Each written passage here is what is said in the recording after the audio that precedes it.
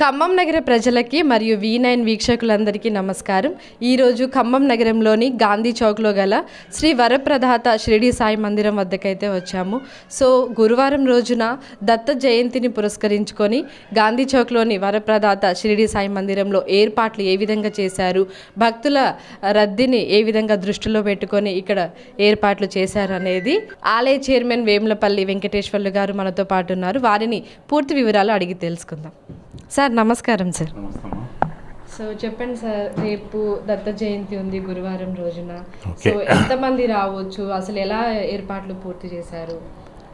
మన వరప్రదాత షిరిడి సాయి మందిరం గత 15 సంవత్సరాల నుంచి దత్త జయంతి ఉత్సవాలు నిర్వహిస్తున్నాము. అలాగే మార్గశుద్ధ రేపు పౌర్ణమి 4వ తారీఖు డిసెంబరు పురస్కరించుకొని దత్త జయంతి కార్యక్రమాన్ని చేపట్టాము.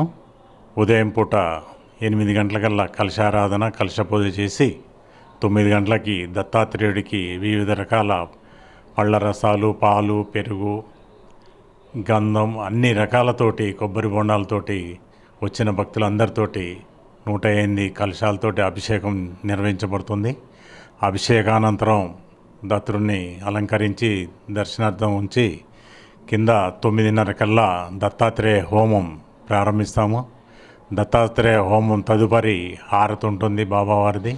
హారతి అనంతరం సుమారు 2000 మందికి అన్నప్రసాద వితరణ కార్యక్రమాన్ని ఏర్పాటు చేశాము. కావున భక్తులందరూ రేపు ఈ కార్యక్రమాన్ని సద్వినియోగం పరుచుకొని అందరూ వచ్చి దత్తాత్రేయుడి కృపకు పాత్రలు కావాలని కోరుచున్నాను. రేపు ఉదయం నుంచి అభిషేకాలు కూడా వస్తే రేపు గురువారం దత్త జయంతి 2 కలిసి వచ్చినాయి కాబట్టి భక్తులందరూ ఈ కార్యక్రమంలో పాల్గొని తీర్థప్రసాదాలు తీసుకొని వెళ్ళగలరని కోరుచున్నాను.